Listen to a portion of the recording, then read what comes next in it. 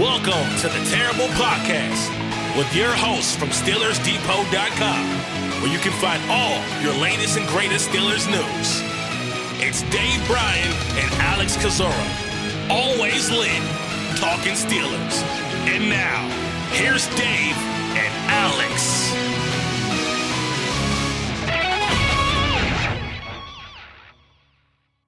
Welcome to the Terrible Podcast, Season 15, Episode 55. He's Dave Bryan. I'm Alex Kozora, SteelersDepot.com. Thanks for being back with us this Friday, Steelers Nation. And if we sound sleepy, we join the Pittsburgh Steelers in a sleepy, sloppy performance on Thursday night that we were all afraid of, Dave, losing to the Cleveland Browns 24-19. Pittsburgh now 8-3 on the season, despite Dave Cleveland having 3 turnovers and 8 penalties, being 1 of 10 on third down.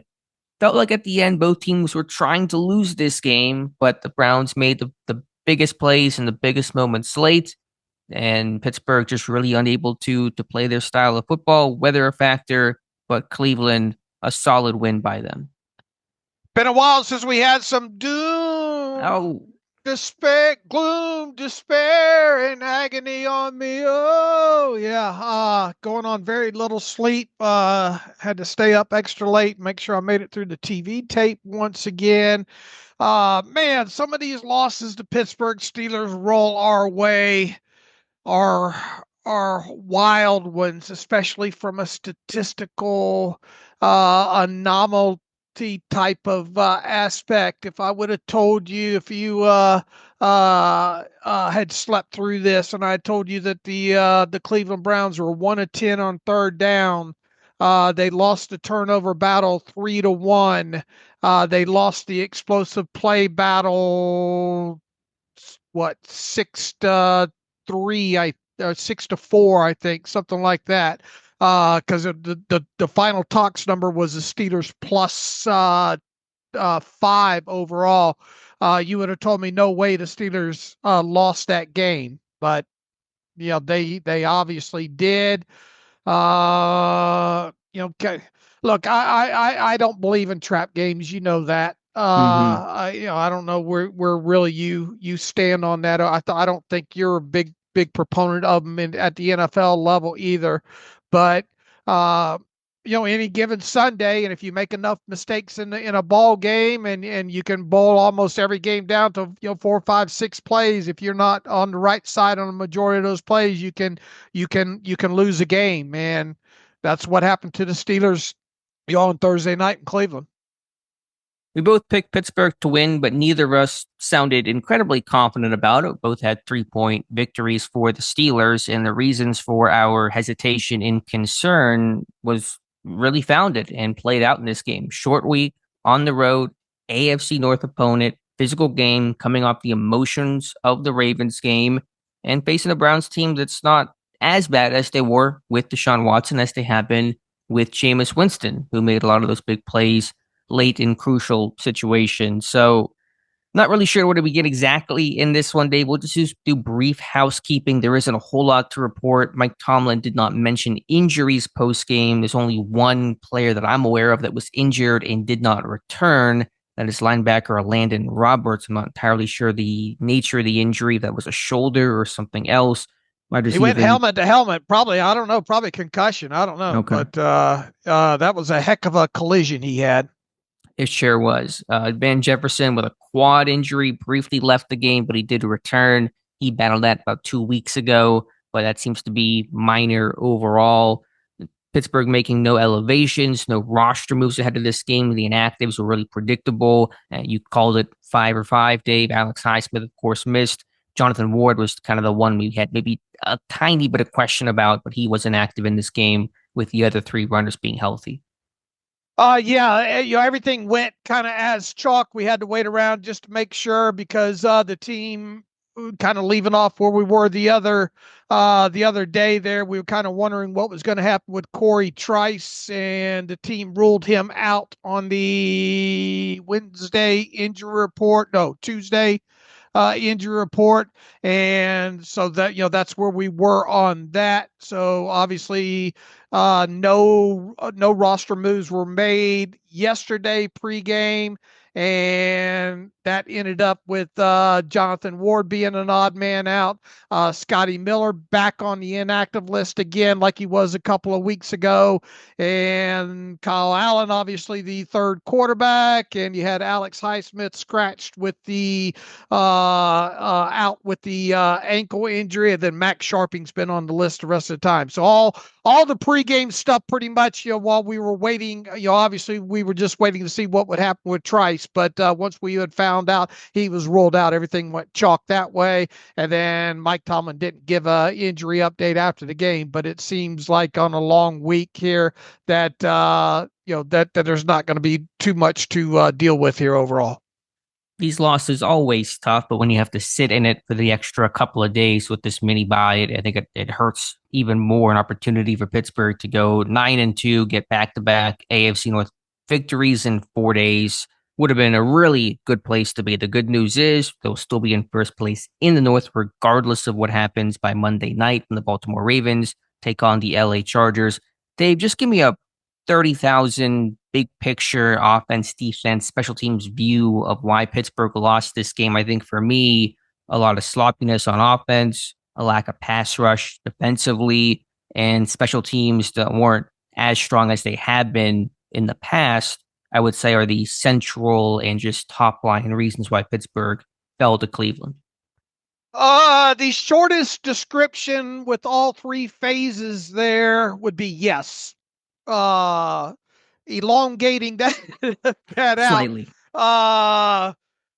All three units had a hand in this loss. You have, as you stated, offense in the first half.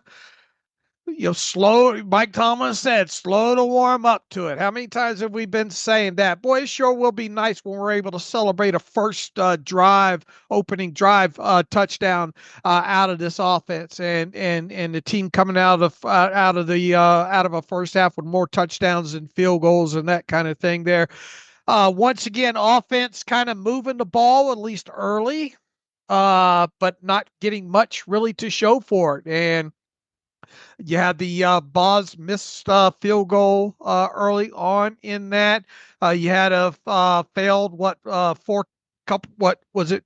Was both fourth down conversions in the first half? I'm trying to remember. No, one was in the second. Okay, half. One in the first second and third quarter. All right, but you had one in the first quarter, failed fourth down conversion.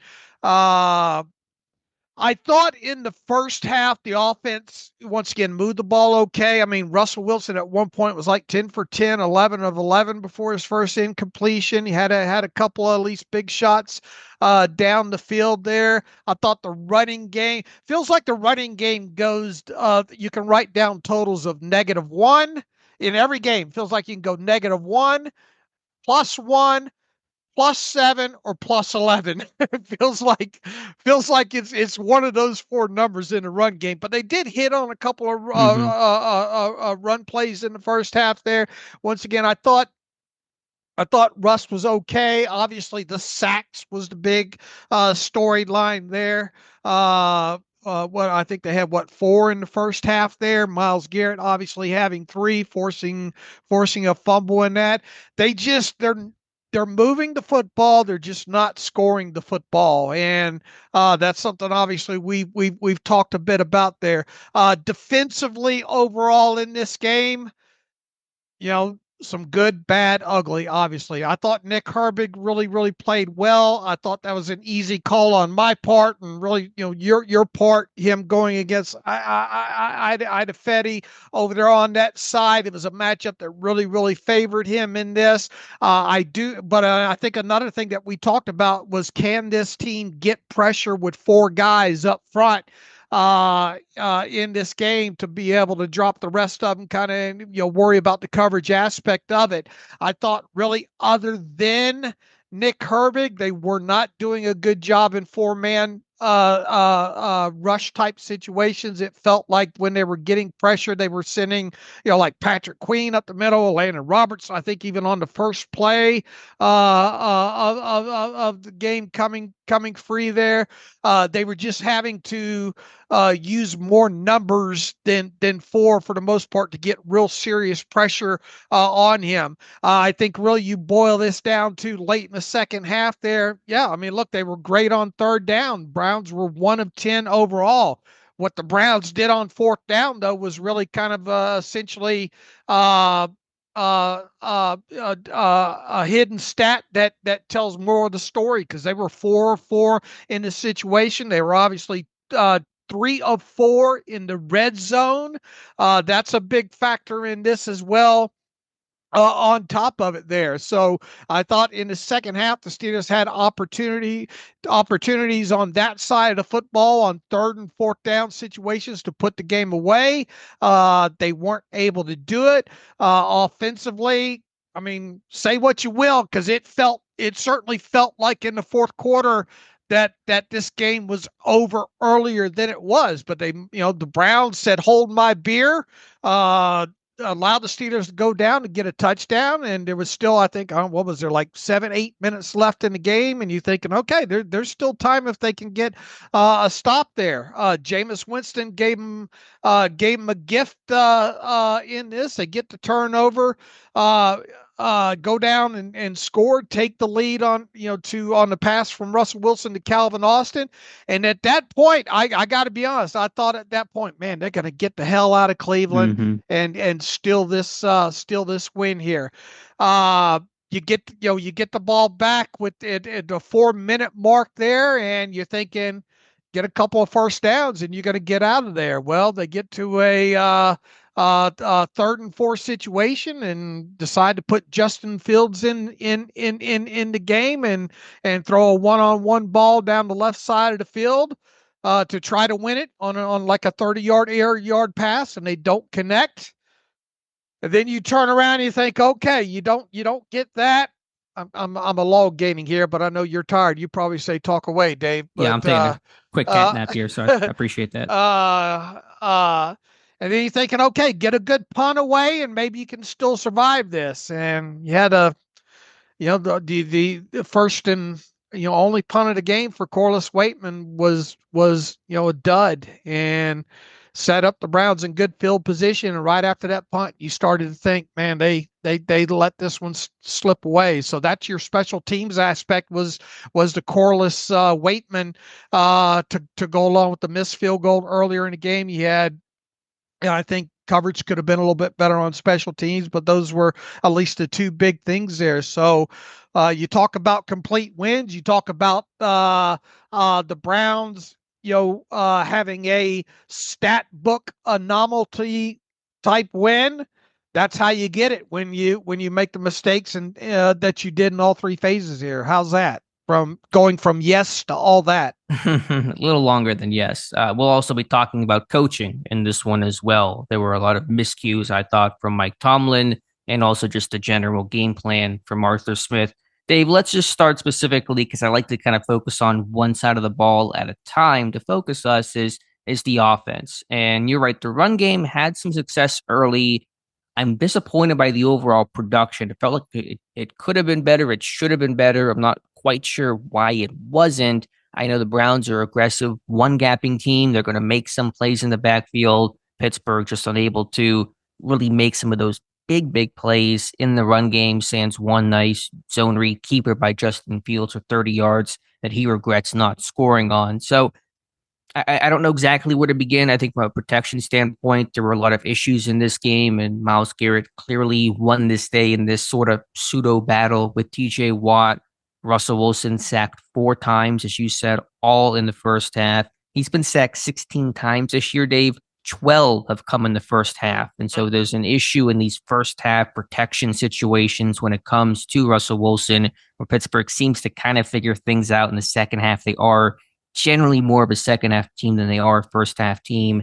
And that is the slow start that you talked about and Mike Tomlin discussed. And I'll just repeat something I said to kind of concise my thoughts here and throw it back to you about Mike Tomlin. Is he always downplays the slow start. He always says, yeah, we'd like to start fast, but we're not going to be defined by it. At the end of the game is what matters. And I get that. You don't want to preach about how important a slow start is or how important a fast start is.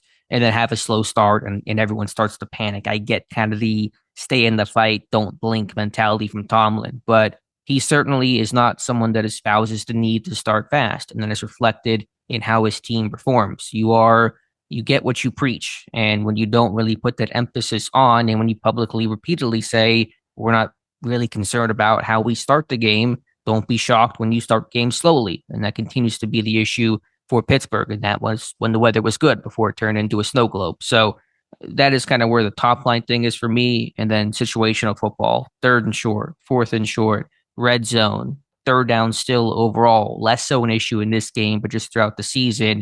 You look at some of those metrics, Pittsburgh, one of the worst red zone offenses in average to probably slightly below average third down offense. And then since week 7, Dave, when Russell Wilson became the starting quarterback, Pittsburgh only 50% in third and fourth down, needing 1 or 2 yards, one of the worst marks in football. So talk about some of those real weighty metrics, red zone, third down, short yardage, Pittsburgh is failing.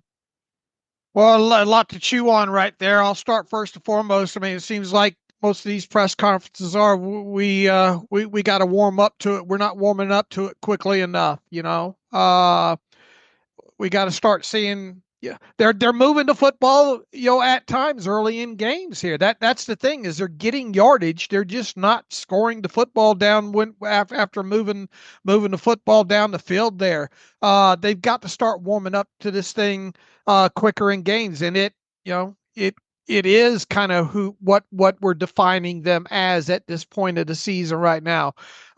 Second thing, with Myles Garrett and all, you know, the plan obviously was to chip him and bang on him as much as I can. I didn't think that Najee, Jalen, Freiermuth, Washington, whoever was asked overall, at least on the TV tape, going through it real quick, it did not feel like it felt like half-hearted kind of try to help with Dan Moore. And look, I mean, it was a captain obvious key of the game that I had in mind of, you know, and I said this the other day, you got to give more help, right?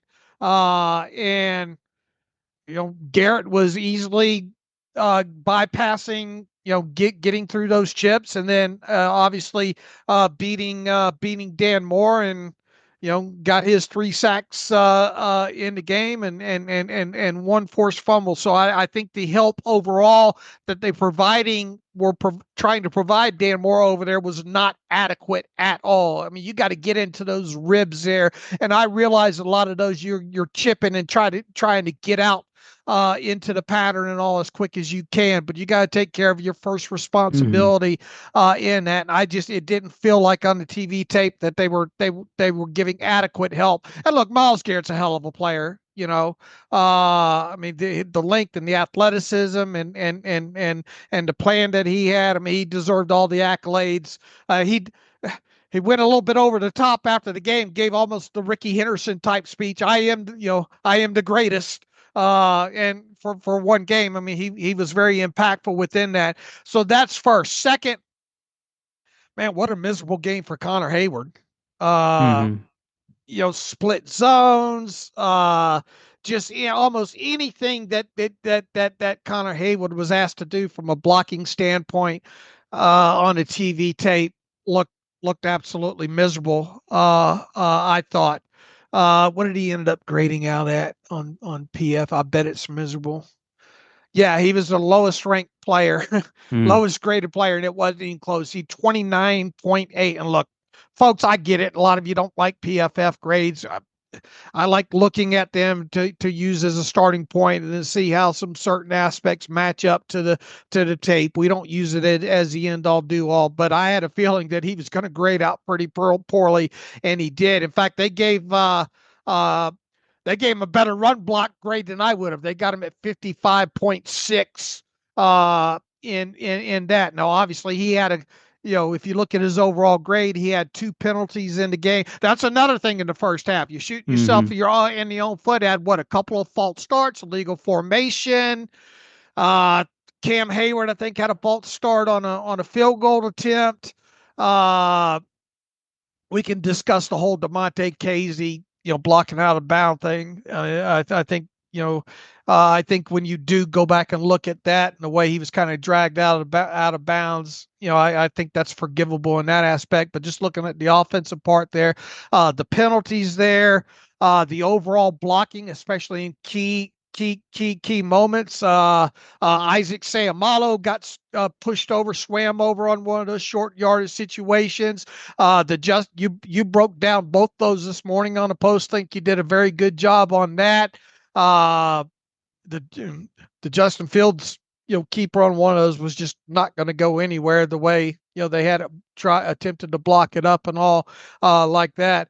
I think that played a big part in the failing. And they were okay on third down statistically, but obviously 0 for 2 on fourth down, and in some key third down situations they did not convert. So that's they were able to make some plays down the field. I think they had 6 explosive plays overall in this game. They were able to at least punch in the ball in the second half in the red zone, but still they didn't do enough. They should have been able to score a handful more points against this Cleveland defense. Let's really talk about those short yardage failures, the 2 fourth downs in particular, one in the first quarter, and then I think the other one came in the third quarter. The first one really upset me more than even the second one, because for the second straight game in the last 4 days, had the Ravens game on Sunday, Cleveland game on Thursday, you're just rushing a play in a weighty moment where Pittsburgh has just confusion on that fourth down. You go back and watch the replay, and Justin Fields spoke about it briefly post-game. You got offensive linemen running off the field. Zach Frazier's going to the sideline, and Sayamalu's following him, and they don't know that they're going for it on fourth down. I assume what happened was that Frazier saw Russ coming off the field and thought, okay, we're punting, and so the quarterback is coming up, I'm going to follow him, not realizing they were just putting Fields on the field for that fourth down attempt. And so by the time Fields can even get the play call into the rest of the guys, and Frazier's not even part of the huddle at this point, is with 15 seconds on the play clock. They don't break the huddle until there's about 9-ish seconds left on the play clock. They don't get set until there's about 5-6 seconds on the play clock. Then they have to motion out Cordero Patterson, and he's going to be set for 1 second before the ball can be legally snapped. And so all this is happening under pressure, under a rush, and the same thing happened last week on one of the failed fourth downs, not because of a quarterback change, but because they broke the huddle late. And it's just, when you're rushing a play in general, it usually results in a bad outcome. When you're doing that on fourth down, it almost guarantees failure from the start. And so just operationally, Pittsburgh's a mess. We're in Thanksgiving here, Dave. This stuff should not be happening. This is preseason kind of stuff. Can we get out of the huddle in time and break the huddle without having to rush through it? And that is super frustrating to see that just happen on Sunday, and then for it to happen again on Thursday. Yeah, that's a good point. What about the other one? That one to me felt more execution. I don't know if Connor Haywood had a great block on that one, but that was Sayamalu that failed. He lost his block. The D tackle shedded him. They were running split zone on that play, and the lineman fell off of a block. If Sayamalu makes that block, I think Warren is able to convert. So that one was disappointing. You can't have it. Obviously, we're failing in these short yardage must-have type of moments, but that one grinded my gears a little bit less because there was less of an operation issue. All right. And then it just really quickly on the first one, the Fields keeper. I know some people think, and that we can debate about it, that why did Fields go to the right? McCormick's pulling to his left. I think that was by design. I think that was a false key to pull McCormick to the left to try to fool the defense to go that way. And Fields was intentionally supposed to go to the right. Look at the blocking at Michael Pruitt and Connor Haywood on that side. It seems intentional. Pittsburgh had the same look, putting Broderick Jones on the left side, Spencer Anderson coming in to play right tackle, McCormick pulling. Pittsburgh had used that on their last 3 fourth down situations, one against Baltimore that failed, 2 against Washington that worked. So I think Pittsburgh was trying to present the same look, get Cleveland to go the wrong way, and then have Fields try to hit a big play. But the problem is twofold. A, the backfield stuff is different. In the previous 3 instances, you had Russ under center with Connor Haywood as the fullback strong side. In this case, against Cleveland, you had Fields in shotgun, and Hayward sidecar. So it's not really the same look in the backfield as it is up front on the O-line. And then why are you trying to run this like long developing fake out counter where Fields jab steps left and then comes back right when it's 4th and 1.5 yards? It's just too messy, too many layers for needing 1.5 yards. And that play was also just a mess from an execution standpoint. Do you like to call that a trying to get too cute, of trying to present tendencies and tendency breakers in a short week? In other words, we have done this so many times, we want to present it to you again and try to get them to outthink. Well, they've done this. They had to be on alert for it because obviously they've done that. Using different formation this time and all. But is this overthinking it instead of just slamming it up in there and trying to show too much? Okay, we're going to break tendency here, but we're going to bet you that you don't think we're going to break tendency. I think too cute is a good phrase for it. And it was an attempt to have a tendency breaker, but if you're going to make it look the same, it's got to look the same across the board. It can't be the O-line is the same, but the backfield is different, because then you're presenting a different picture for the defense. So if you're going to do tendency breakers, that's great. It's important, but you got to actually make it look the same. And Pittsburgh did not. Okay. All right. I mean, obviously those failed fourth downs were key, and you got to be able to, I mean, what can Russ not quarterback sneak in any of those, or Justin or something like that? I mean, yeah, I mean, it's just a big part of the game for those four failed fourth down conversions for sure. And on the second one, I will say, if you look at the pre-snap picture, there is a open bubble in the A gap to the strong side, the right side. And a bubble means there's no D tackle in that gap. It's vacated. And so. Right. They had confusion on that, right? Was that Cleveland? The one where it looked like they had a little bit of confusion on the other side? From Cleveland? Yeah. It felt like they were trying to get aligned and were late and all that kind of stuff. Yeah. And so, man, I know it's tough to do on the fly, but can you make a check and just sneak forward? If you just do that, it's there. And they run the split zone, it doesn't work out. But that's one where you're just screaming, man, the bubble's right there, Russ. Just make a quick check. Can you just and I don't know how able they are to do that, but you'll see that you saw it on the TV tape. You'll see it again on the L22. It's right there. All right, running, as far as the running game goes, there was a moment within there where it looked like Jaylen Warren was definitely the hot hand, and as soon as I tweeted that out, I think he got caught for -1 or 2 yards or whatnot. Najee had to earn all 41 of his yards. I imagine a lot of those came after contact. The Fields' long scamper. I know he talked after the game that he thought he should have scored, but I mean the defender did have a good angle on him on that one. Patterson, trying to remember what the Patterson one carry for -2 yards was.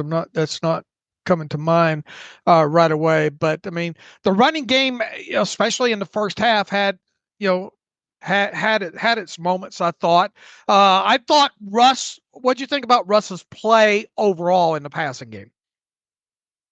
I didn't love it early, even though he was, as you said, I think 11 of 11 to start. Obviously struggling to avoid some of the pressure, but some of that's on the O-line, obviously. Right. But I mean, just overall, you lead the comeback. I thought he stood in the pocket, made some big time throws, a touchdown to Calvin, taking a shot like that, the fourth down conversion to Pat Fryermuth on an ad-lib, which was their one short yardage conversion, which even that was a mess of a play that, they just made work, and kudos to Wilson and Fryermuth for that. But that was certainly not how the play was supposed to go. So yeah, I thought Wilson did a good job to stay in the fight, to keep battling. They'll bring this team back. Probably was a good source of calm and positivity on the sideline, if I had to guess. So overall, I'm happy with the play. The numbers are pretty good. 21 of 28, 270, a touchdown, no picks. Did have the fumble there at the end of the first half, getting that ball knocked out. Yeah, it's not been as good as it was to start the year in his first couple of starts, but I'm not calling for Wilson to be benched. I don't know how many people are. I don't know what the temperature of social media is today. Fire everybody. Sell the team. Move it to Albuquerque. Albuquerque, right. But yeah, I'm still going with Russ confidently for the Bengals game. What did you think about having Fields in there on that key third and fourth play? Yeah, he was used for 6 snaps overall, so an uptick from the 3 against the Baltimore game. I don't know. Hindsight, I think, is going to drive a lot of that, especially here, still in the moment. Only a couple hours off the game. All 4 of those routes went well past the marker too. Yeah, they were taking shots, and I get that in that situation. He said pick a side in that situation. He picked Pickens' side because Pickens. Yeah, Pickens is Pickens, and yeah, I mean, I get why he went the way. I just, I think the big question is why do you have a guy in there for his 6th snap of the game when Russ hasn't played all that bad I mean, let's face it, at the time that was the biggest play of the game, right? 3rd and 4th, because if you convert there with 3 something left, you obviously eat up more clock. You move the football down the field, your win probability goes way up if you convert that 3rd and 4. And I think a lot of what people will probably be hearing today is why is Justin Fields in the game? And we hear Arthur Smith and everybody, we got 2 starting quarterbacks on this team and yada yada. But I mean that was a key situation in the game and a gotta have it type moment. So and obviously if you convert in that, everything's fine. You're thinking, boy, what a clutch moment for Justin Fields to come in for his, I guess that would have been his 6th snap of the game, right? Or did he have one more after that? I'm trying to remember. No, I think that was the 6th and final one. There's going to be a lot of people questioning on this long week of was that 1 snap too many for Justin Fields? Sure, and it's fair. I understand them throwing there with Fields because they had run at all 8 of his snaps in the last 2 games up to that point, the 3 against Baltimore and the 5 before that 6th one. So I kind of was expecting him to throw to give that picture. And I think Pittsburgh was hoping that Cleveland would be assuming and banking on playing the run and it would open something up for the pass game. So I get it. But yeah, there'll be a discussion. Pittsburgh's going to have to really feel out. Because you can talk about, okay, we have to use Fields. That's fine. But there's a lot more to it than that logistically. When do we use Fields? How do we use Fields? How do we get calls in? How do we change personnel? How do we find a balance between utilizing his legs, but not making it so obvious that, hey, we're running here when Fields comes in? Like, there's a lot of layers to this Fields discussion. It's not just, hey, play the guy in the red zone. Like, it's a lot more, I think, nuanced than we've made it out to be overall. Yeah, look, and I for one, and I know you as well, agree to me. Before the season, we talked about you got to get Justin Fields on the field in certain type situations. 4, 5, 6 snaps a game. Not so sure the 6th one was needed in this one, but once again, that'll be a talking point that's probably hammered for the rest of this long week here. Let's see, where else here? What about the time management, timeout aspect that went along in this game? I mean, it was bad. Let's go to late in the first half. Obviously, is one of the keyer moments here, where you had what was the time on the clock? 1:20. It was the Browns had, let me pull up the game sheet here because it was after a second. It was after a 3rd and 7. There was 1:24 left. They were then facing a 4th and 6. Tomlin had 1 timeout left at that point in the first half. They probably thought the Browns were going to trot out there and kick the field goal right away, but they sent Jameis and the offense back out there, wanting Tomlin to burn the timeout. He never did. They were able to run the clock down on 4th and 6 to 42 seconds. So they effectively burned 42 seconds off the clock, and Tomlin held on to the timeout in that situation. Then obviously they went on to kick the field goal in that situation, I believe. But the Browns did. But what's more valuable, the timeout or 42 seconds in that situation? Sure. To me, it's certainly the time, not the timeout. And so I think Tomlin made the wrong decision there. Yeah, the Browns sent out the offense because I realized Tomlin's not calling timeout. He's letting the clock roll. We're just going to go out there and try to hard count, and maybe they jump. We get in 4th and 1, and we'll kind of see what we decide to do then. But we're just going to kill the clock because they're letting us do it. And so Tomlin had taken a timeout to play before on a second down completion, did not for the third down. And I get what he was doing in the idea of let's have a timeout in our pocket. That makes it so that we can utilize the entire field, not just be confined to sideline stuff. Coverages will play us differently. Need that timeout if you get into a, got to get a field goal situation kind of moment. But you got to call a timeout there. You need the time. And obviously, in hindsight, didn't even use a timeout. Russ gets sacked by Miles the last play of the first half. So yeah, I think that was just wasted time because when you get the ball back, yes, you have the timeout, but you just have so little time to work with. You got the ball back with 40 seconds on your 30, and it wasn't worth it for Tomlin to keep the timeout, even understanding his intention, knowing how much time he cost himself. And they had burned a timeout, their first timeout of the game in the second quarter after Najee right tackle for -3 yards. Do you remember why they burned the timeout right there? And they did all that to burn a timeout to on the next play have a legal formation penalty called against them. Yeah, I forget why. I think it must have been just the play call issue. It was just something pre-snap or Russ, I think, called it. So it was probably something related to play clock or just some sort of mechanic issue.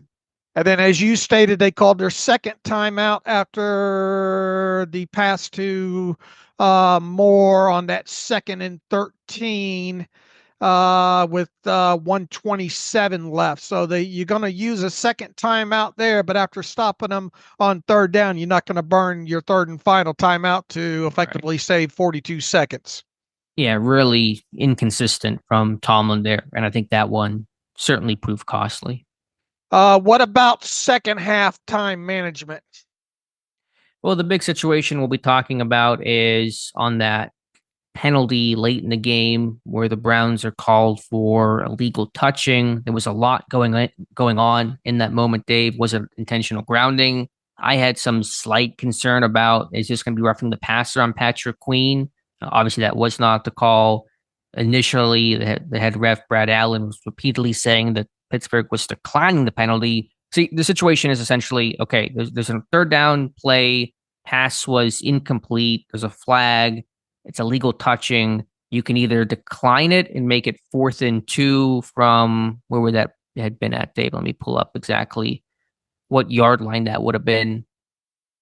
That would have been at Pittsburgh's 25, 4th and 2 from the 25. So a 42-yard field goal attempt on 4th and 2, or you can accept it and make it 3rd and 7. And Tomlin decides to accept it. And in between that and the actual third down play that was carried out on the replay, on the redo, Pittsburgh calls a second timeout. Long story short, Browns convert on third down for 15 yards. They score in the end zone 2 plays later. I think it was a mess all around from Tomlin. What say you, Dave? Let's see, on that 3rd and 2, that penalty, there's a lot to chew on right there as well, too, because at the time, who's leading at the time? The Steelers were leading at the time, right? 1918. It does make you wonder, had you not accepted the penalty, were they for sure going to attempt the field goal there, or would they have gone for it? The offense had stayed out, which was to me indicating they were going to go for it, but I don't know. The Browns weren't sure if Pittsburgh was accepting the penalty or not. And until that was sorted out, I don't know if they'd made that decision. But to me, regardless, you make them make a choice. Give them one down to make the play. Either kick the field goal, and if they make it, then you only need a field goal to win, and you're going to have time on your side and 2 timeouts to do so with a really good kicker in Chris Boswell, even knowing the elements are going to be an issue in this one. Boswell made his field goals that weren't the 58-yarder early in the game, or you make him go for it on 4th down and play for the game and play for the win right there. When you make it 3rd and 7, you're giving them multiple bites at the apple. I know they were abysmal on 3rd down. It was their only 3rd down conversion of the game, but I'm not going to give them not just the 3rd down, but then the potential 4th down if they get a 4th and a half yard, they decide to go for it. So to accept it, I think, was a mistake. And I said that even before the whole sequence took place. I said Tomlin should not be accepting this penalty. And then to call a timeout in the middle of all that and burn your second of 3 timeouts is even worse. And so you're just compounding bad after bad. Yeah, because they took a timeout after all that discussion, I guess wanting, yeah. That Yep. timeout came when they were lining up for the Yeah. 3rd and 7, right? That was after the penalty was accepted. They get to the line, and then Tomlin called timeout, correct? Yeah, you are correct. Something else, kind of a sidebar to that. Does the league need to look at, because if that ball does not touch the offensive lineman, if it hits the ground first, that's probably intentional grounding, right? So is the rule it's not intentional grounding if it hits a player, even if he's not eligible to touch the football first? Does that negate intentional grounding? That's where I'm going with this. I hope, how many times on this saying we hope so-and-so gets asked about this and then they end up doing it. First, when Gene Steratore comes back on DVE, that would be one of the first things that I ask him in that. Does illegal touching supersede? I guess that's what we're wondering, right? Does illegal touching supersede intentional grounding? Correct. All right. So if it does, in fact, then is that something the competition committee needs to look at? Sure. Wouldn't make sense to avoid not that it's going to matter, but now, but there's no reversing the score here come March. Yeah, it does. It would not make sense, and I don't know the rule, the particular of it, but it does not make sense for intentional grounding to be negated if it touches an ineligible player first. Okay. Would you have accepted the penalty there? What are your thoughts about Tomlin accepting the penalty? Do you take 4th and 2 from the 25 or 3rd and 7 from the 29? Tomlin saying postgame we wanted to push them back and make the field goal tougher, kicking into the wind. I will say I think you have made a great argument to try to sway me on this. In the moment, I have to be honest, I was willing to take my chances on a longer 3rd down situation, being that they had been so good in those situations. But also within that, they probably would have treated it as a 2-down situation. Mm-hmm. Or at the very least, if they were short of the sticks of 3rd down, you put them back in the same situation of trying to kick the field goal. You see what I'm saying? Right, but if they do, then you've just cost yourself time, because let's say they don't convert there, but they complete it short and they get back to where they were at the 25 for 4th and 2, and then they kick the field goal. Well, now they've probably taken off 40 seconds, or you've had to burn your second timeout to stop the clock from being drained even more. And so there's really still no benefit from doing so. On a day where your pass rush was really ineffective, especially, I don't know why you put it into a 3rd and 6, 3rd and 7, and try to get a stop. Okay, you make some good points there. In the moment, I explained where I was in the moment there, but you make a great argument. No, I mean I get the other side, and I know hindsight is always our guide here, but even in real time, I think in our Discord chat, I was like, Tomlin cannot be accepting this one. Like, easily decline this one. And then I'd said, even after it was accepted before the conversion, Tomlin should not be accepting this. This is a make or break, 1 down, 4th and 2 type of situation. Make them decide, put the pressure on them. Don't give them some options. And then to burn a timeout in the process of all of that is a killer. Okay. All right. What else? Was there any other time management issues to talk about here? I don't know if there were other time management issues. I'm trying to think about some of the other critiques I had for Tomlin overall in this game. I need to go back through my post and think about it here for a second, but it was not a good game overall here from Tomlin. But yeah, I think the time management situations and just the overall process of getting some of the 4th down calls in. And I shouldn't even say the 4th down call, because Field said the call came in fine, which I believe, but getting the personnel on the field in those situational moments were just such a mess. All right. What did you think about the 2-point conversion play to Cordell Patterson? Yeah, I want to talk about Arthur Smith and talk about that play and the overall scheme. And again, I have not been able to touch the tape since last night I was going through writing and stats of the weird, all that kind of stuff. I've not even begun my charting yet, which I do for the defense anyway. When Smith first got hired, I had found that old coaching clinic he put on for, I think, a North Carolina high school coaches group when he was in Atlanta. He just gotten hired in Atlanta. So this would have been sometime in early 2021. And Smith had talked about how he dislikes those red zone fades, those jump balls.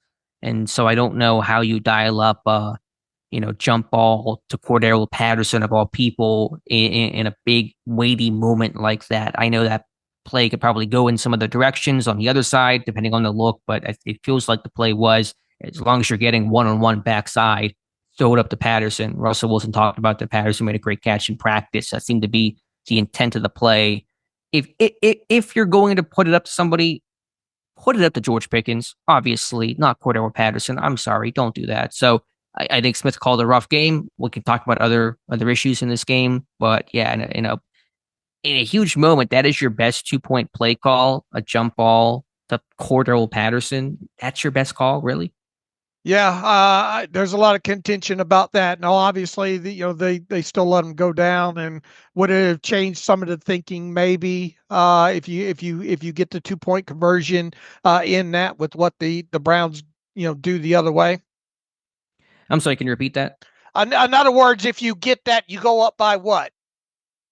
You go up by 3. You're up 21 to 18. So does that impact some of the decision making that they make coming down the other end of the field? Potentially, sure. Do they? Yeah, because they need the field goal to tie at that point. I don't know. Who knows? But either way, just a call that it's a got to have it call. What is your best call on a 2-point play? And that, to me, if that's your best call, you got some big problems. All right. He was asked about that. Russell was after the game. He says, we almost had it. We had a shot at it. CP is a Hall of Fame player. He's played receiver. He can do everything. He caught a sweet one in practice 2 days before in the back corner, just like that. Almost had it. It was a contested play. We knew that's going to be a contested play. We have to find somebody to get it up to and give them a chance, and unfortunately didn't come down with it.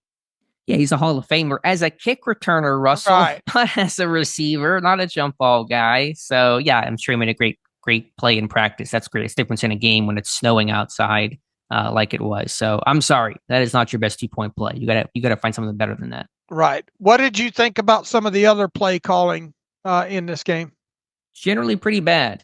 How many times did they run that same RPO where Cordero Patterson motions around and goes out in the flat, and it's a zone read and a kind of bubble to Patterson? They ran that a bunch of times to no success. I mean, they had what felt like a very limited menu of plays. They were going back to the same stuff. It was not working. I know on a short week, limited practice time, that's tough to do. But the whole Tomlin discussion on his Monday presser, if we got to do some new stuff, we can't just have this small menu and be vanilla. Well, it felt very vanilla out there. Yeah, if not for hitting a couple of the big plays, yeah, I agree. It felt real vanilla. The Browns looked, although the Browns didn't look a whole lot different on their side of the ball as far as what we saw on tape. They obviously were able to execute a little bit more, especially in some key, a couple of great catches, one by a backup tight end in the game, and the 2-point conversion by Njoku, and what else? Judy came alive in that in right before right before the halftime and all like that. So yeah, it did feel kind of vanilla, and I have no issue with people taking issue with the 2-point play call. Yeah, I think it's certainly ripe for critique there. So we'll watch the tape. We'll go through it with a more fine-tooth comb. Obviously have additional time to do that. Any other thoughts here offensively? Dan Moore, tough game against Myles Garrett. You mentioned that earlier. They were definitely trying to give help, but as you said, how quality was the help, I'm not quite sure on. They were doing a lot of empty sets with these kind of wing chippers where you'd have Frymuth and Warren as wings to each side chipping both ends. I don't know how effective things were, but Moore's always struggled with Garrett. I know people have said in the past he hasn't. He has. It just hasn't always resulted in Garrett getting sacks. But in this game, you get 3 sacks. One was not against Moore. That last one was a stunt from the other side. I had said you got to identify Myles Garrett, not just pre-snap, but post-snap on stunts and games, and they did not do that either. Right. And I talked before the podcast too when we had Scott on, was are they didn't seem like they were moving Garrett around as much. Well, he got him from that other side, twisted back inside. Yeah, he did, and then beat Moore a couple times conventionally. So tough game. See him in 2 weeks. We'll see what it looks like. We see in Cleveland here in Pittsburgh in what is that, week number 14. Any other thoughts here off the top? The Hail Mary had no chance at the end. Did anybody even leave their feet? Did anyone look for the ball? Right. No, George Pickens didn't look for the ball. They brought the blitz. I think Russ had to throw that before he wanted to. He got walloped. Dude, Russ, he's got to be feeling it today. The number of times he got crunched, even on the touchdown to Calvin, on the 4th down completion to Freiermuth when Garrett destroyed him. I mean, Wilson has taken some pops. He might be rethinking about the whole play through his 40s kind of thing after a game like that. Yeah, a couple of them for sure. He got walloped on that. What'd you think about George Pickens' reaction after that final play? Dennis comments post game. Yeah, those aren't good either. Nothing good happened after those moments. He's hand fighting or jockeying with, was it Greg Newsome, and they both just go out of the end zone on the Hail Mary, and that's a situation where you like Pickens to have a chance for the Hail Mary. I think Pickens was probably mad. He felt like he was getting tugged or something, and then they're kind of skirmishing after, and fans are taunting. And then after the game says the Browns aren't a good team. Again, I will reiterate my stance that George Pickens should not do interviews, that take the fine. I know they're mandated, but nothing happens good whenever he talks after a loss. I know this will be a bit of a story. I hope it's not as big of one as some of the other Pickens ones. It's dumb, obviously, but it's they're showing it on Good Morning Football right now. Of course they are. Yeah. So I just have come to know that after a loss, there's always some sort of Pickens story sidebar to it. But it's not good, obviously. But they got a bunch of other problems right now than what George Pickens says to the media post game. All right. We'll look at the all 22 and have more on that side of the football on what's today, Friday, on the Monday podcast, I guess. One good thing, Calvin Austin making some plays. Yeah. Pittsburgh did hit some balls down the middle of the field. Unfortunately, I think on that first completion to Austin, that 46-yarder, there was some pressure that forced the ball from Wilson to be a little short. Had it really hit Austin in stride, that's a sure touchdown, which Pittsburgh only got a field goal off of. And so you hit the big play, 46-yarder, settling for 3. That's disappointing. But the second one, the go-ahead touchdown in the moment that helped make it 19-18 late, cover 2, beat them down the seam. Was that quarter half? It might have been. I'm not sure. Too high. Split safety. It was just my initial thought. I think maybe you're right about that. But either way, it's not. The middle of the field is open, and so you're hitting that. Austin with a really great combat catch, playing big, going up there to get the football, making a tough catch in the snow. Defender on him. Maybe the best play he's made in his career. I know he's made some big plays in terms of speed, but making a tough catch is what I really want to see from him, playing big, a little guy playing big. And so that was great to see. And so I was happy to have Austin have a big-time game. Yeah, and I think Russ was trying to get that ball out quick on that first one deep down the field. I'm not sure he had enough time to really get that a little, because obviously if you get that out in front of Austin a little bit more, that's a touchdown. Yeah, I think that was the reason, but just unfortunate. It was a great route by Austin to stem outside and then burst vertical and then make the play. But that one should have been a touchdown, ideally, and it did not result in a touchdown on the drive. And, how much does the game change if you can put that one in the end zone? Who knows? Agreed. All right, defensive side of football. Lack of pass rush, Dave. That was my big takeaway in this one. For most parts of the game, the only thing that landed on Jameis Winston was the snow. Now, Herbig had the big-time forced fumble. That was a great rep. You said earlier, and I got to go back to the tape. Did Herbig have a great game, or did he have a great play? It felt like he had more of a great play than he had a great game against the Fetty. I mean, without going through the all 20, I felt like it was definitely an above-average game for him. Did he have additional pressures beyond the sack there was one on the I know for sure there was one on, was it a 3rd or 4th down conversion? that he almost got home on, and I thought he was just a tick late there. I thought on the Jameis Winston touchdown, he drops back a little bit. I really thought he was going to get Jameis on that one. Right, there, but he didn't. No, he didn't. It look, It might have been held a little bit. It might have been tongued a little. I'm going off the TV tape, but I felt like he did a pretty good job from look. It wasn't obviously not good enough, and probably not his best game. But I thought he earned his paycheck in that one. Okay, fair. I'll need to go back and check it. I would just say overall, regardless of Herbig's individual performance, the overall pass rush, only 1 sack on Winston. The Browns came into this game the most sacked team in football. Winston had been getting sacked a little bit less than Deshaun Watson was, but Winston had still been sacked 9 times his last 2 games, only sacked once despite a third string left tackle. Pittsburgh's 4-man rush was completely ineffective. The D-line didn't collapse the pocket. TJ Watt, we don't normally critique TJ Watt in these games, Dave, but it was a really quiet performance for him.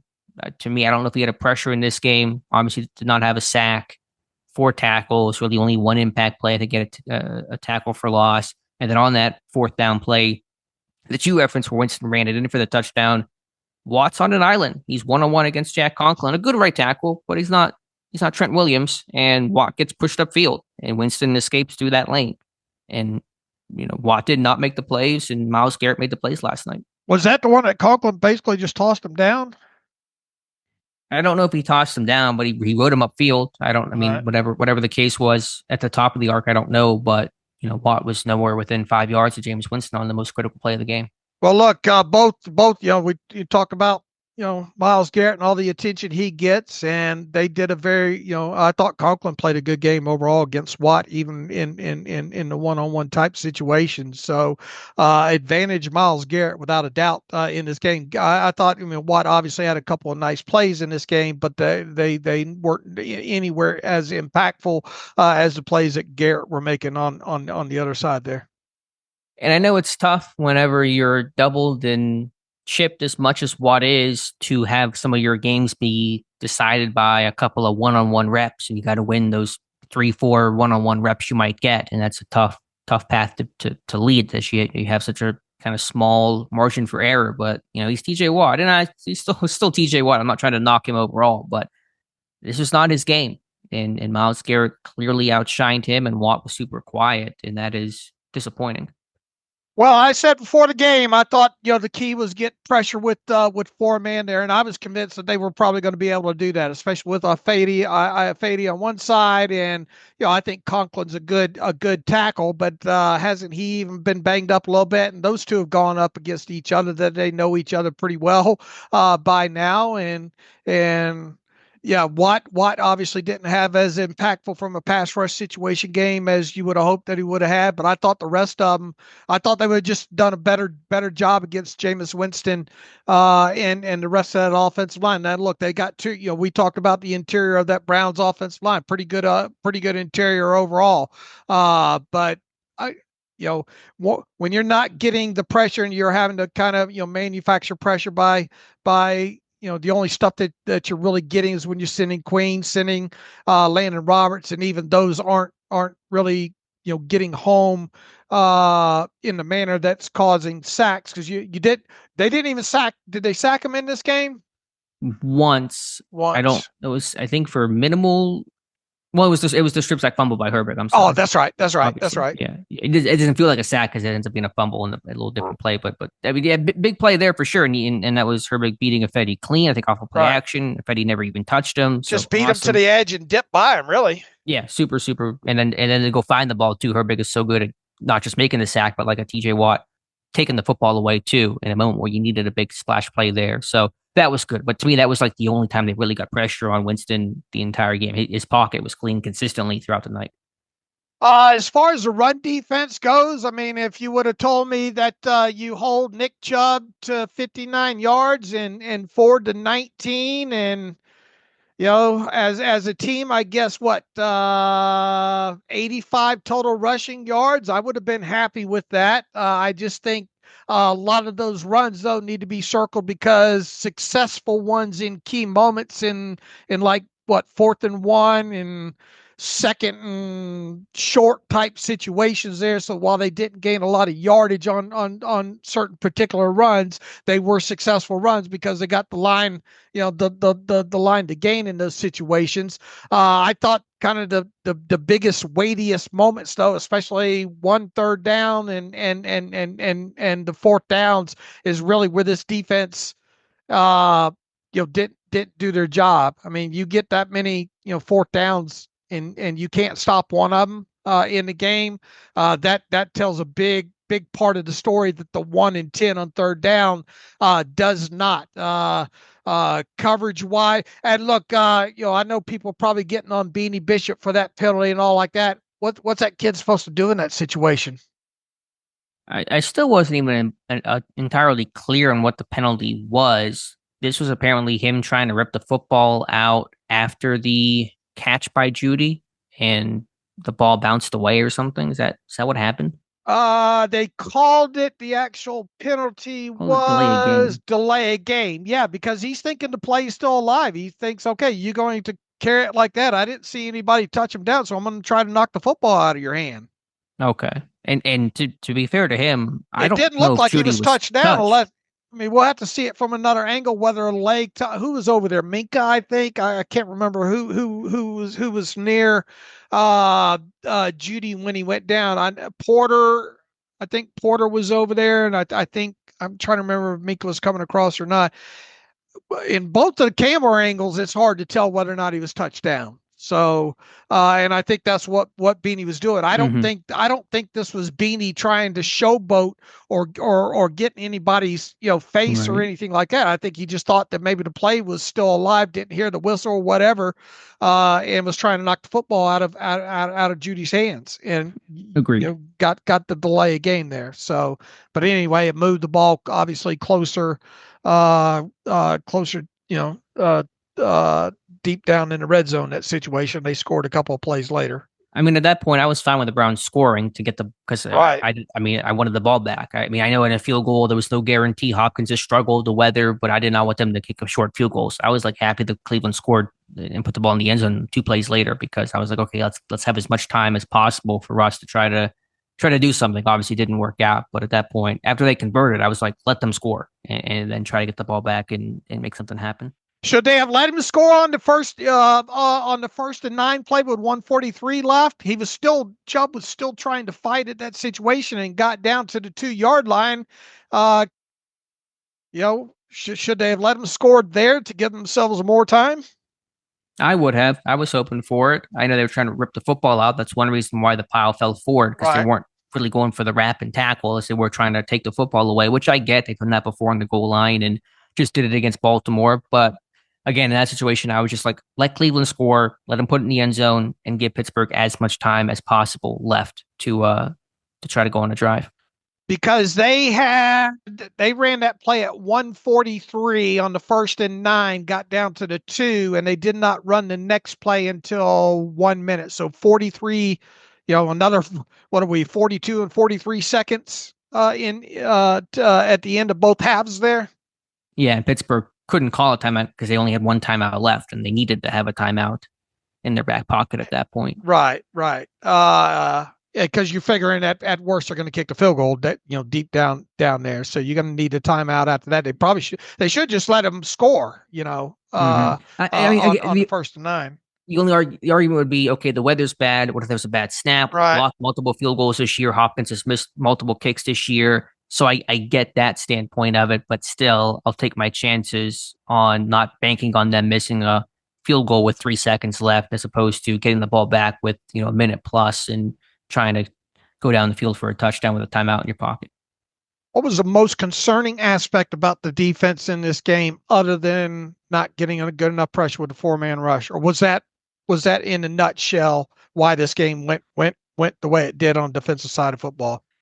I mean, that is 90% of my concern or my takeaway negatively. I'm tired from this game. I mean, I think, as you said, not winning those weighty downs. The Browns 4 for 4 on third down, the big third down conversion, the one they did convert after the Tomlin accepting the penalty. That was certainly big. The run defense was fine overall. The tackling was fine overall. There were some slants given up over the middle, which I didn't love. I think Pittsburgh has to play with some more inside leverage and deny some of those in-breaking routes.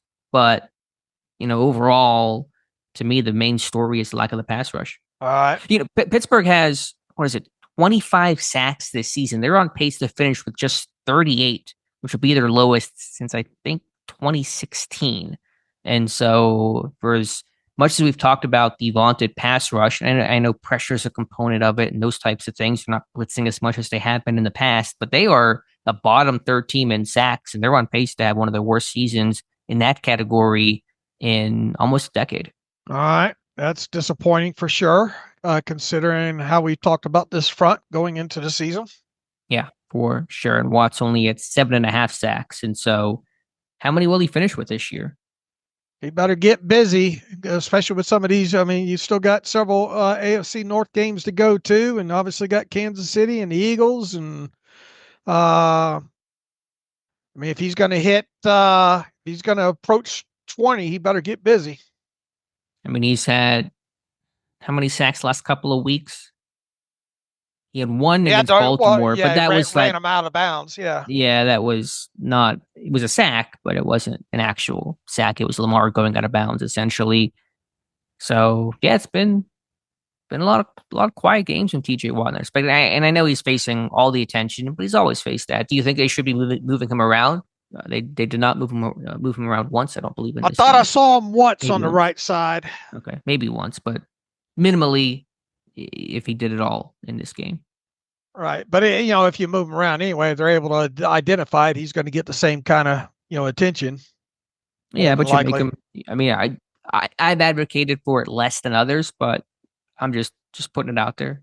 I thought we would have seen it with Jermaine Idefetti on that other side. I thought we would have seen him over there, 3, 4, or 5 times in this game. Right, and yeah, they can identify it, but you're going to still have to make them identify it, something the Giants were unable to do against Watt, and that led to Watt's strip sack fumble there against Daniel Jones. So again, I'm less enthused by the idea than others because Watt has literally had a Hall of Fame career playing on one side of the ball after he moved, after his rookie year. But just wondering your thoughts on that. All right. We'll look at the defensive side and talk more about that on Monday. What was the turning point of this game? Was it the failed third down? Was it the punt? Was it the play after the illegal touch? What was the biggest play of this game? Well, you're asking turning point or the biggest play, because those might be different answers. The third and fourth play was extremely weighty, right? Because if you make that, you're not guaranteed to win the game, but you think your win probability goes way up at that point. The punt, they're automatically on your side of the field at that point. Yeah, those are almost linked together because those happen on successive plays. And I know it's tough for Waitman punting in the snow. It's your first punt of the game. You're really probably literally frozen and not loose, but can't have a 15-yard shank in that moment. He's been great this year. I think he had a good hold and got a snap down in this one on a Boswell kick. We can't have 15-yard punts, man. Just can't have it. And then I guess you can roll back to the third down conversion late in the game by Cleveland. Yeah. And that whole sequence of Tomlin accepting the penalty, taking a timeout, allowing the conversion in a nutshell is how this game went. All right, so one of those kind of 3 instances there would probably be best turning / key play. I think so. I'm trying to think about. I always do the weekly forgotten play. Is there a forgotten play that we're talking about, or not talking about, I should say, that we'll look back and say, "Man, I wish that play could have been made."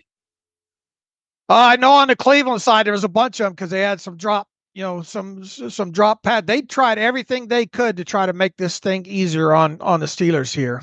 And Pittsburgh said, hold my beer back, by the way. Also, Giants are releasing Daniel Jones. So after benching him, making him a 4th-string quarterback, where it felt like they were just going to hold on to him the rest of the year, they are releasing Daniel Jones. So we'll see where his new team is there. A lot of dead money in New York right now. Anyway, hidden play. this is not a hit. This is not answering my own question. But after that Dante Jackson pick that, Winston gifted Pittsburgh after that crazy completion he had to Judy a couple plays earlier, that crossbody throw, you thought, okay, Pittsburgh's going to win this game. Just get 422. You're in your 4-minute offense. You're in the snow. Just run the ball. They've had some success running the football. Just run this clock out. And they could not pick up one first down. The Browns only had to use one timeout. That whole sequence was monumental, and it ends in the 15-yard punt by Corliss Waitman. Right. You get 3 yards on first down from Najee there, up the middle, another 3 yards on second down. And I understand running the football there because you want to run clock. But might you be a little bit more aggressive on 2nd and 7? I'm not sure. I mean, it's easy to go back and look. I was okay with trying to run the ball there, eat some clock, and I thought, Pittsburgh was having some success on the ground. Did Pittsburgh score? There was a run that Najee had earlier in the game. I don't know if it was first half or early second half, where he got tripped up and just missed, like he was about to score and he didn't. I think that drive ended in a field goal. I'm probably not explaining when this play was super well. Do you remember? Do you know what I'm talking about? No, I had to go back and find that. I don't remember that one. Are you able to look up the tape with 4:05 in the third quarter? This might have been it. I could be wrong. I'm just trying to put the pieces together in the box score. If you're able to look it up, 1st and 10 on the Browns 13-yard line. Najee Harris up the middle for 4 yards. All right. What quarter was it? Third quarter, 4:05 remaining. Najee Harris. There was a play where he got tripped up, where if he's able to break the tackle, stay on his feet, defender doesn't make the play, whatever, that is a sure touchdown. And I got it pulled up right now. Let me know if that was the one where Najee just got tripped up by his shoelace. Yeah, you're right. Yeah, because he gets hit kind of right near the line of scrimmage and then bounces right and then is working through the hole that opened up, and then kind of, let me look at the end zone view of that. I just watched it. Yeah, I've not seen the all-22. Let me know on the end zone view in the all-22. Does it look like it's almost going to be a touchdown? It was Isaiah McGuire that apparently made the tackle, according to the box score. How close is that? Yeah, let me. In fact, I can download. Send it that real to quick, me if you could. Real quick. And so that may be one of my hidden turning points, because the next play was that bad snap where Frazier put it over Russ's head. You lose 7 yards there. Third down, you throw complete the pick and short of the sticks, and you settle for a field goal that made it 10-6 as opposed to tying up the game at 10 had Najee scored there. I'm not critiquing Najee necessarily. I've not even watched back the play as you're sending it to me, but that may be my hidden moment where that one was super close to a red zone touchdown. Instead, you settle for a field goal. All right, I'm fixing to try to send it to you right now here. Hopefully it's not too large of a file to go through. So that may be my hidden turning point of the game. Look at it there. Let me check. Well, a lot of snow to start. So, that is. It's hard to watch the second half of this thing. For multiple reasons, for sure. Yeah, that's a touchdown. I know there's a DB over there, but Najee's going to make work of Denzel Ward. So that is game of inches, they say. Game of inches, absolutely. All right, let's see. One last thing, I guess. Are we missing anything here? Talk about some snap counts real quick. Mike Williams, 19 snaps in this game. No targets. Second consecutive game, no targets. 1 target in 3 games, and thank God he caught it. And for the touchdown against Washington. Right. Yeah, I mean, I get that. I mean, we'll try to preach some patience on a short week. I did not really expect Williams to ramp up the involvement, and his teams play more and more too high. And I felt like the Browns are playing some too high, at least in some passing situations. That's going to take away the deep ball out to the numbers, which is where Williams' specialty still is. I will say at least Calvin Austin made plays, and Van Jefferson even had I think a 30-yard catch. And so as long as some other receivers are making plays, you can tolerate, and it's more palatable to have Williams do a little bit less. It's a problem more so when you get the Baltimore box score of Austin and Jefferson combined for 1 catch for -1 yards, and you just have 3 dudes running a bunch of empty routes out there. So I'm less concerned in this one because at least the other guys made some plays. But certainly you do not want to go into a third game of a goose egg for Mike Williams. Let's see. Deshaun Elliott, nice forced fumble, right? Yes, give him credit. Looked like he played a pretty good game overall. Obviously you had the gift interception by Dante Jackson, and then the forced fumble, strip fumble by Herbig. I'm trying to see if anything else sticks out. Beanie played 21 snaps in this game. How many for Cam Sutton? 10. Okay. I think there was a little bit of that 3-4 nickel and maybe some dime. So it felt like a similar role, but fewer snaps overall. And I say in that last podcast, somewhere around 9-10 is probably perfect for him. Yeah, they heard you. Terrell Austin is listening. How about, go ahead. There was a fourth down, I think the first fourth down that Cleveland converted, where you had Dean Lowry and Isaiah Loudermilk as your two down linemen on that play. Not great. I know this guy's subbing off and fresh legs, all that, but when you don't have any of your starting defensive linemen on the field for a fourth down play, a fourth down run is less than ideal, Dave. Right. Was that trying to remember which one that I think it was after it was the first half, I think. It was the first one that they went for it on fourth down. Okay, was that the Chubb left guard for 5 yards? I believe so. That Queen got injured on? I believe so. That sounds right. I'll have to go back and look at the personnel on that one. And resulted in a touchdown by Nick Chubb 2 plays later. Chubb did not have a huge game, but 2 touchdowns. They gave up 3 touchdowns. They've given up 3 rushing touchdowns in not each of the last. They've given up 3 rushing touchdowns in 2 of their last 3 games, which is rare. They don't usually give up 3 touchdowns in a game in a single season. Actually, I think the last time they had given up 3 rushing touchdowns in a game prior to 2024, I want to say was 2005. And they've done it twice this season in the last 3 games. Yeah, and like I said earlier, while Chubb's overall numbers weren't great, the successful run rate was probably up there because he had a 2nd and 4 that he got 2 yards on, and that's 50% of the yardage needed on second down. So that's a successful play. A 2nd and 2 that he gained 4 yards on. That was obviously a successful play. Scrolling through here, what else? The 4th and 1. He got 5 yards. That's a successful play. 2 yards on one of the touchdowns. That's a successful play. Let's see, what other one here?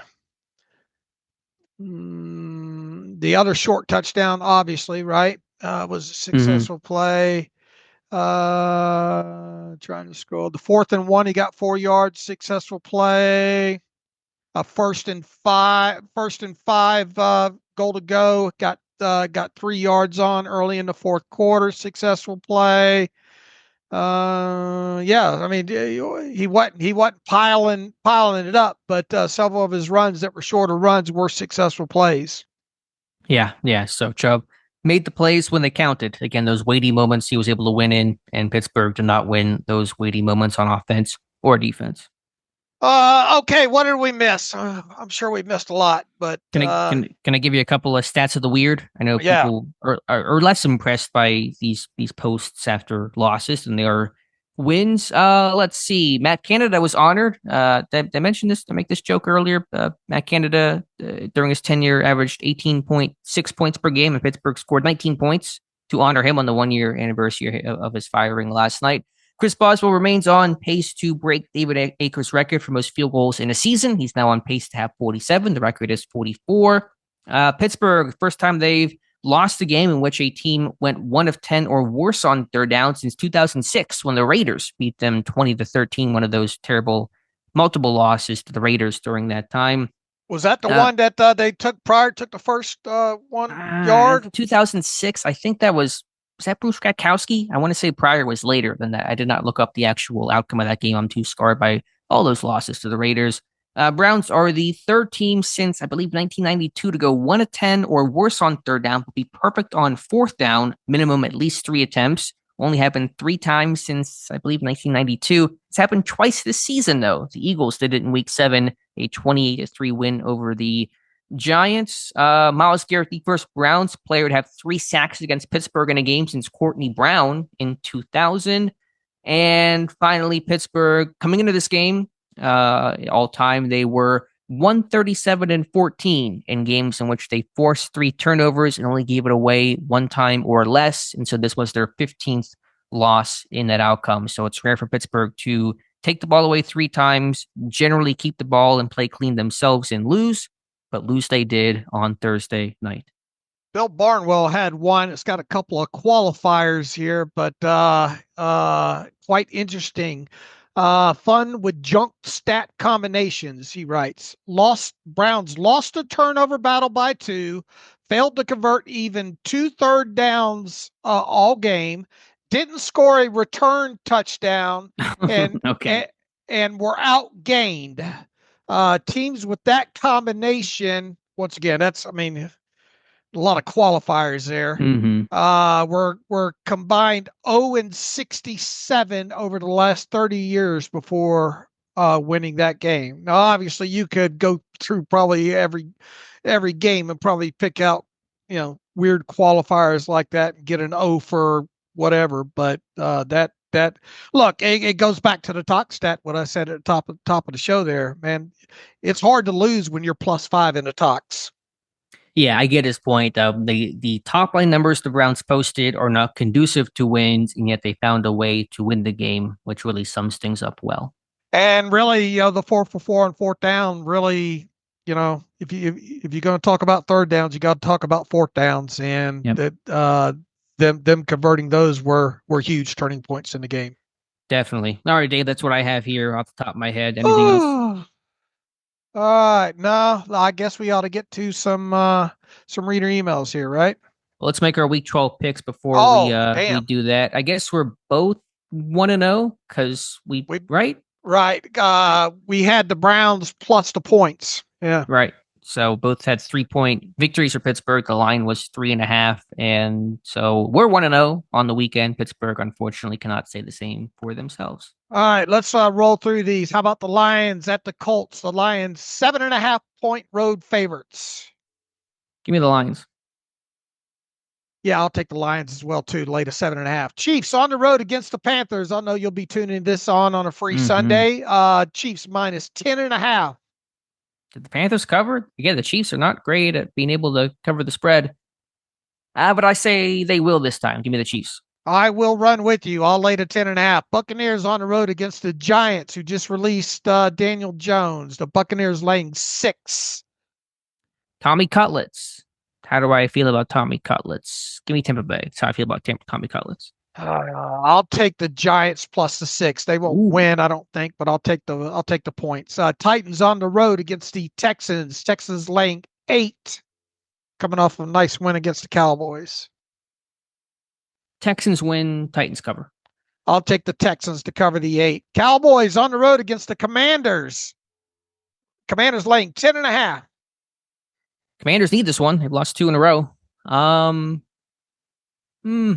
The Cowboys are a mess. It's in Dallas or in Washington? In Washington. Washington. I don't know, Dave.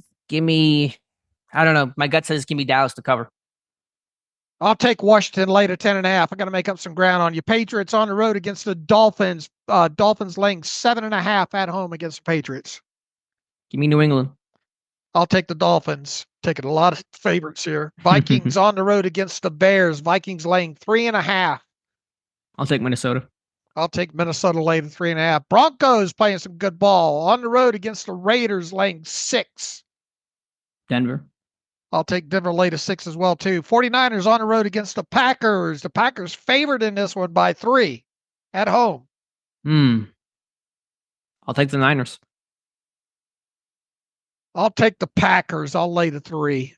Cardinals on the road against the Seahawks. Seahawks laying 1 point against the Cardinals. And Arizona's been impressive. No one talks about them. They're doing their thing. I know Seattle's got a big win last week. I will take Arizona. I'll take Seattle late a point. Eagles on the road against the Rams. This ought to be a decent one.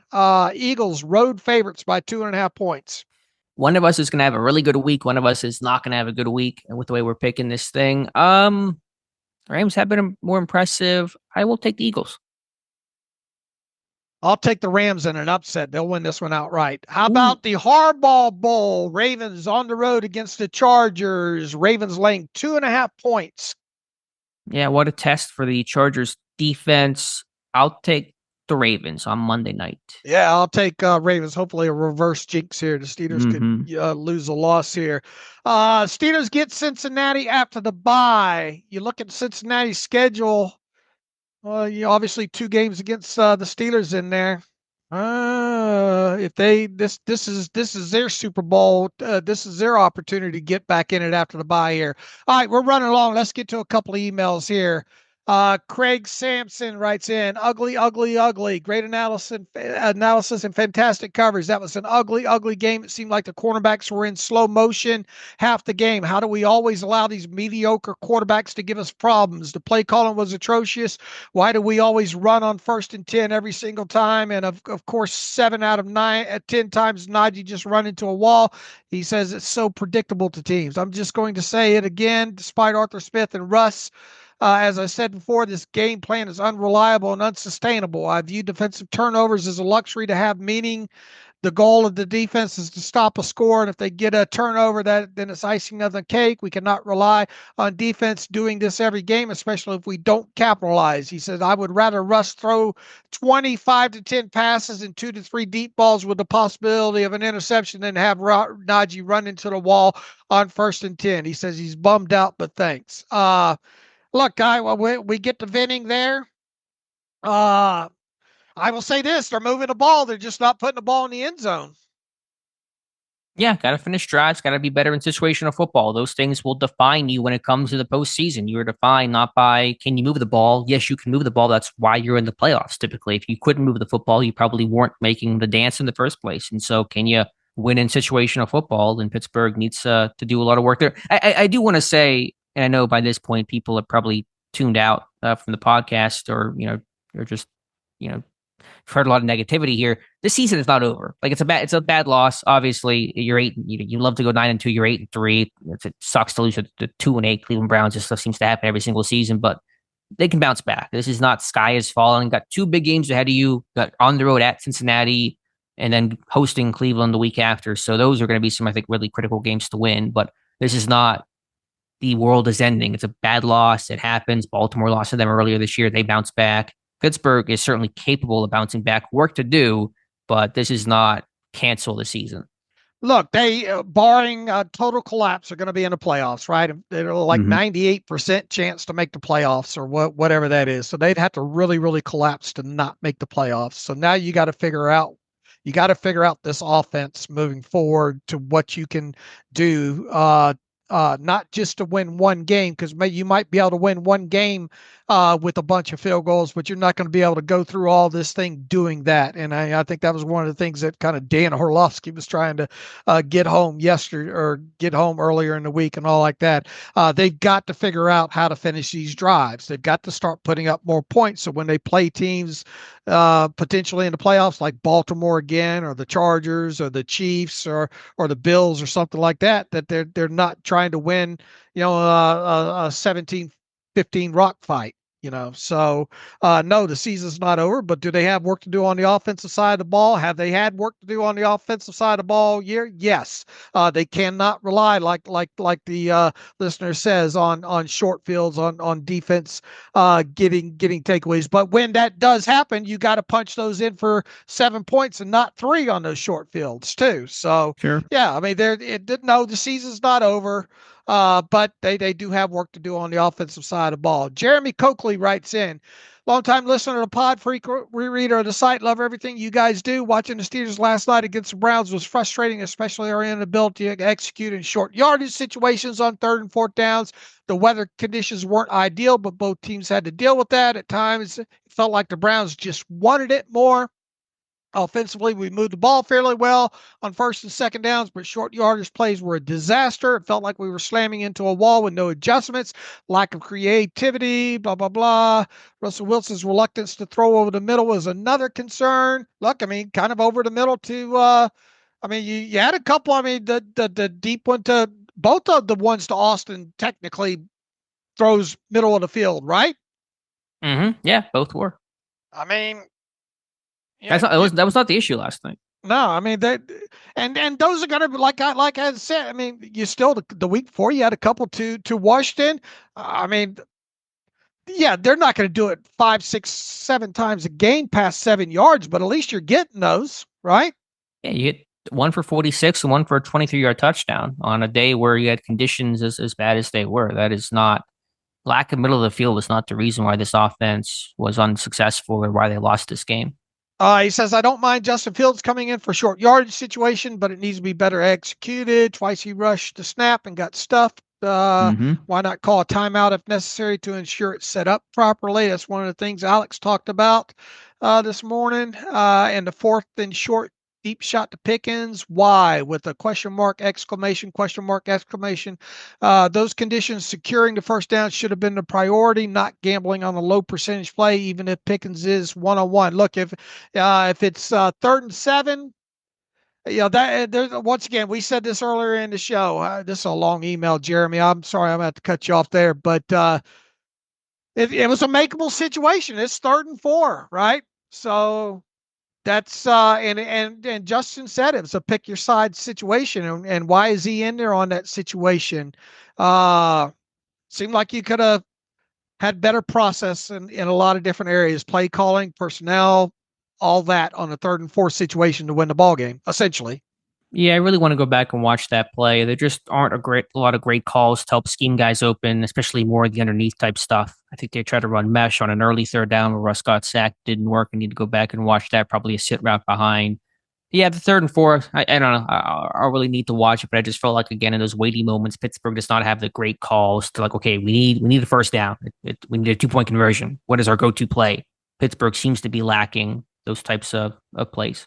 All right, one from Chris Wade here, and we'll wrap it up. And I think we got another question similar to this one, so we'll kill 2 birds with 1 stone. Hey, guys, appreciate you guys and all your coverage. Why do you think the Steelers don't move TJ around more so he isn't chipped and triple team coming off the edge time and time again?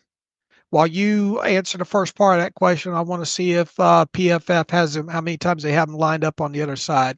Yeah, because I've not even begun my charting 1 iota yet.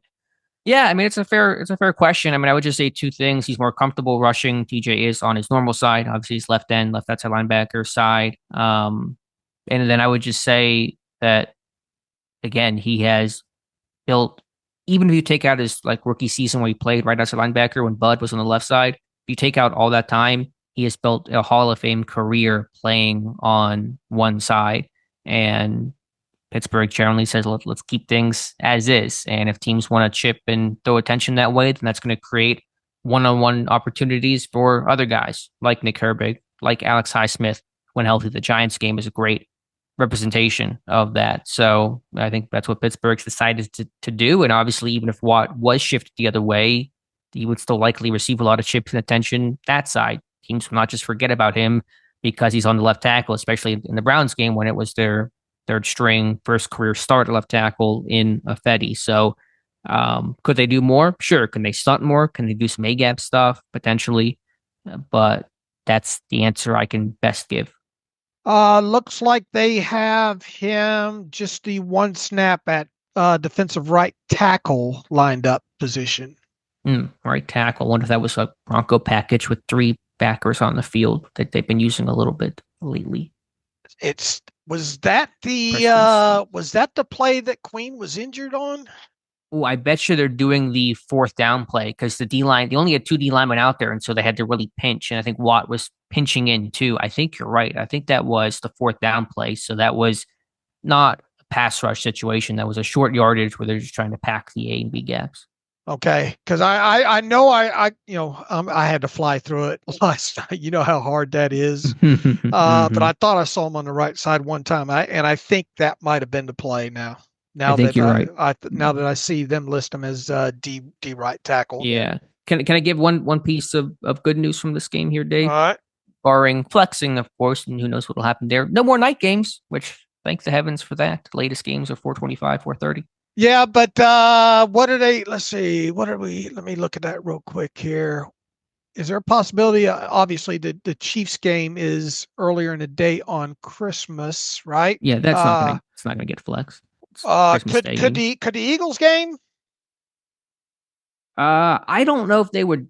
I mean, maybe something just got announced on a Thursday night flex where something got moved around. I think the Browns Bengals game just got flexed out of Thursday night, I want to say. I think Denver, LA has been flexed in. I don't know the weeks and all that kind of stuff. Would they flex to a night game when Pittsburgh's got to go and play Saturday the next week on a short week and then go play the Wednesday game? They're playing a Saturday game against Baltimore because of the Wednesday. That's right. I mean, I guess they could. You do Monday night to Sunday, so it's not like that crazy to do Sunday night to Saturday. But I think they would be less inclined to move that Eagles game back. All right. So in essence, then the only thing in jeopardy might be the to be determined finale, if that holds any weight. Yeah, they do flexing in the finale, right? That's because they officially list that as to be determined on the schedule in week 18. So yeah, maybe you're right. It sounds like we got let's see, 1 o'clock, 4:25, 4:30 on 4:30 against the Ravens in week 16. The Christmas 1 o'clock game against Kansas City, then to be determined against Cincinnati. And I'm gonna guess that game won't be a night game. Steelers Bengals. I don't know if it'll have all the weight in the world in that one. We'll see. Maybe it will, but I'm going to pretend at least and tell myself no more night games because I know I'm going to play my world's smallest violin over here, but I'm tired of going to bed at 5 a.m., Dave. I'm tired, boss. I hear you. Okay, let's wrap it up there, Alex, and we will digest all the All-22, come back after a weekend, and we get to sit back and watch a little bit of football this week, Alex. Some college on Saturday, some pro on Sunday. You and I will reconvene on Monday, start looking ahead we'll recap this game from All-22, start looking ahead to the Bengals the next week. So get some rest this weekend. In the meantime, you can follow me on Twitter /X at Steelers Depot. Follow Alex at Alex_Kozora. Follow the show at Terrible Podcast. Email the show, theterriblepodcast@gmail.com. If you like what we do and want to donate, SteelersDepot.com. If you want an ad-free version, SteelersDepot.com. Hit the ad-free button. Thanks to all of our hardworking guys staying up with us late last night as well, too, to process all this. And they're tired as all get out and they're handling things today. So please stop by the site. We'll have a lot of content throughout the weekend for you to chew on. So until Monday, as always, thanks for listening to the Terrible Podcast with Dave and Alex.